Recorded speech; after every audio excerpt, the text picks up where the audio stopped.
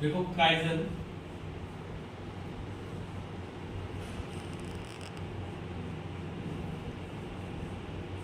Kaizen means small but continuous improvement means, यानी कि ये दो वर्ड जापानीज जैसे वर्ड रहते हैं काइजन, ठीक है। अब इसका मतलब क्या होता है, ये तो आप लोगों को मिल जाएगा, जैसे ऑनलाइन भी चीजें मिल जाएंगी, बट इसका मतलब क्या है, small but continual improvement.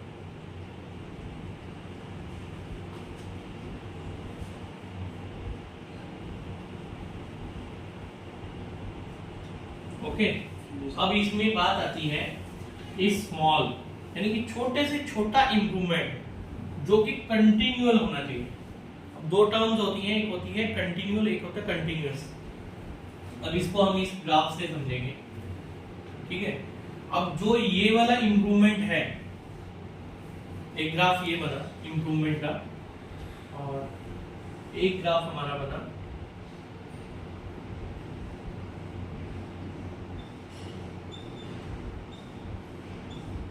This, ठीक है।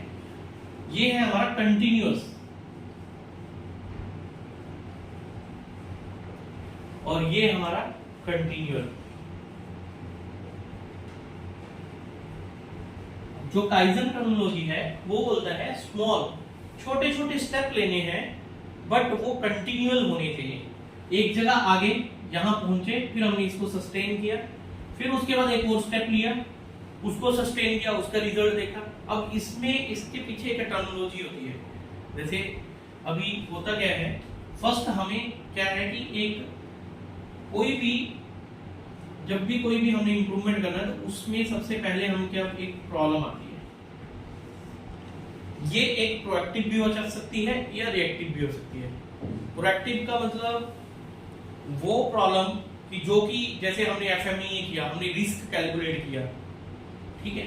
जब हमने रिस्क कैलकुलेट किया तो हमें पता लगा कि नहीं यार, ये वाली प्रोसेस में या ये वाले कंपोनेंट में ये इश्यूज आ सकते हैं फ्यूचर में, तो वहां से हमें एक प्रॉब्लम का आइडिया मिला। जब हमें कोई प्रॉब्लम मिली, उस प्रॉब्लम को सॉर्ट आउट करने के लिए फिर हमें क्या करना पड़ेगा, हमें उसका एक डाटा गैदर करना पड़ेगा। अब डाटा गैदर कैसे होगा, अकेला बंदा तो करेगा नहीं, इसके लिए हमें क्या करना पड़ेगा, टीम। जब हमने टीम फॉर्मेशन करी, और इसमें एक ध्यान रखना है, एक वर्ड यूज होता है सीएफटी, मतलब क्रॉस फंक्शनल टीम होनी चाहिए, ठीक है।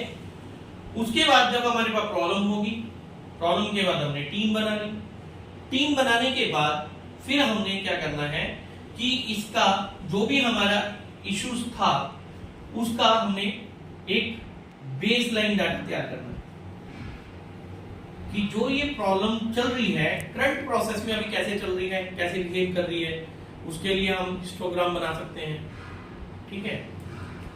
और अगर मान लीजिए डिफरेंट नंबर ऑफ प्रॉब्लम्स है हमारे पास, तो उसके लिए उसको प्रायोरिटाइज भी कर सकते हैं।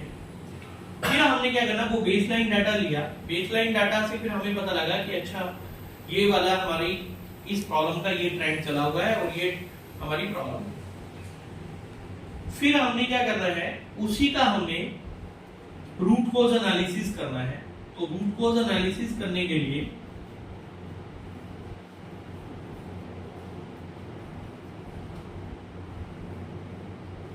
हमें फिशबोन डायग्राम बनानी है, यानी कि हमें फिशबोन डायग्राम बनानी है। इसमें क्या रहेगा, ये हमारी प्रॉब्लम आ जाएगी, इसको P से डोनेट कर लेते हैं। इसमें हम 6M ले सकते हैं, 4M भी ले सकते हैं, जरूरी नहीं है सारे ही M लेने हैं, 1M भी ले सकते हैं। तो उसमें क्या रहेगा, जैसे मैन आ गया, मशीन, मेथड, मेजरमेंट,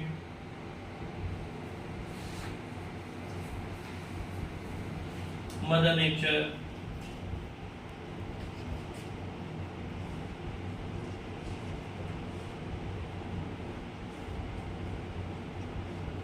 मटेरियल आ गया, तो हम 1 by 1, और जरूरी ऐसा कोई रूल नहीं बोलता है कि हमने 6 के 6 एम लेने हैं। जो भी एम उसमें लगता है हमें कंट्रीब्यूट करते हैं उस प्रोसेस को लेके, उस कंपोनेंट को लेके, तो वहां पे हमें वो चीजें लेंगे। ठीक है, तो इसको लेके हमारे पास फिर क्या निकलेगा, हमारे पास एक प्रोबेबल कॉज निकलेगा। जब हमारे पास प्रोबेबल कॉज आया, फिर हमने इसको क्या करना है, सिमुलेशन। सिमुलेशन का मतलब कि हमने उसका ट्रायल लेना है। फॉर एग्जांपल की HV निकलता है हमारा मैग्नेटिक पार्टिकल एमजीओ के अंदर होने से, तो हमने 100 पीस को काट के देखा, उसमें देखा मैग्नेटिक पार्टिकल निकला नहीं निकला। अगर वो सिमुलेट होता, उसमें पाया गया, तो मींस वो हमारा वैलिड कॉज। तो जब हमारा वैलिड कॉज आ गया, मींस उसको बोलते हैं पॉसिबल कॉजेज। जब पॉसिबल कॉज आए, जितने भी हमारे पॉसिबल कॉज आएंगे, उनका नेक्स्ट स्टेप करना है हमें YY एनालिसिस। इसको 5 टाइम बाई ले सकते हैं, 3 टाइम बाई ले सकते हैं। तो उसमें YY करके हमें पता रहेगा, अच्छा एग्जैक्ट ये प्रॉब्लम है। अब जब वो प्रॉब्लम निकली, यानी कि हमारी जो वो प्रॉब्लम निकलेगी, उस प्रॉब्लम का हमने सॉल्यूशन करने के लिए फिर हमने कापा लेना है, करेक्टिव एंड प्रिवेंटिव एक्शन। अब ये 3 टाइप का होता है। सबसे पहले अगर वो प्रॉब्लम हमारे पास अपने प्रोसेस में है और हमने कुछ कंपोनेंट बना रखे हैं, तो हमें सबसे पहले कंटेनमेंट एक्शन लेना है।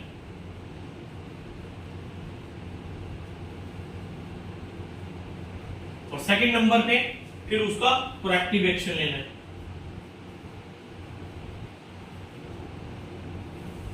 और थर्ड उसका प्रिवेंटिव एक्शन लेना है। अब फॉर एग्जांपल हम एक एग्जांपल लेते हैं, जैसे कि कंटेनमेंट एक्शन क्या होता है, प्रोएक्टिव क्या होता है, प्रिवेंटिव क्या होता है। कंटेनमेंट एक्शन मींस ये एक रोड,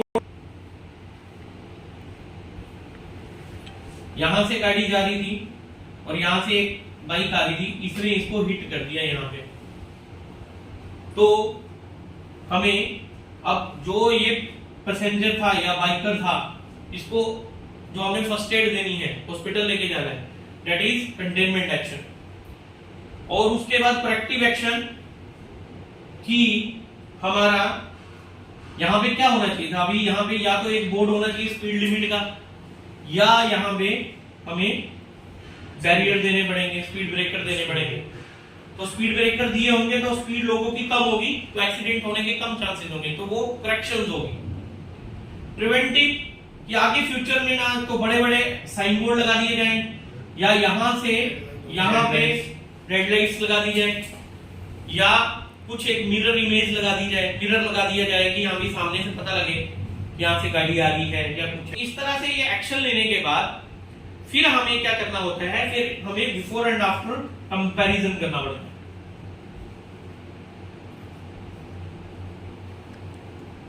और उसके बाद काइजन में हमें यह दिखाना पड़ता है कि हमें इससे, अब बिफोर एंड आफ्टर दिखाओगे तो ये क्या होगा, टेंजिबल बेनिफिट, यानी कि जिसको हम पैसे से किसी चीज को मेजर कर सकते हैं, जिसकी वैल्यू वेरिएबल हो। और कुछ इंटेंजिबल बेनिफिट होते हैं, मतलब जिससे हमने कोई चीज सीख ली है, तो वो इंटेंजिबल बेनिफिट्स होंगे। तो टेंजिबल इंटेंजिबल बेनिफिट कैलकुलेट करने के बाद वो हमें वहां पे देने होते हैं, तब हमारा एक काइजन कंप्लीट होता है। बट वो एक स्मॉल स्टेप हुआ। उसके बाद क्या है, ये वाला स्टेप यहां पे हम पहुंच गए, तो नेक्स्ट स्टेप में हमने इसको सस्टेन रखना है। ये डाटा जब हम देखेंगे, जो कि हमने बेसलाइन डाटा जो लिया था, इसके बाद हम क्या करेंगे, इसको सस्टेनेबिलिटी देखेंगे। अगर यहां सस्टेन होता है तो इसको और फर्दर इंप्रूव करने के लिए नेक्स्ट स्टेप पे जाएंगे, तो ये सारे स्टेप को फॉलो करेंगे। तो इस तरह हमारा काइजन किया जाए तो उससे हमारी कंपनी का इंप्रूवमेंट हो सकता है, और हम आगे, और जरूरी नहीं है कंपनी में, डेली लाइफ में भी इसको यूज कर सकते हैं, सभी जगह हम इसको यूज कर सकते हैं, सेम टर्मिनोलॉजी यूज होती है। Thank you.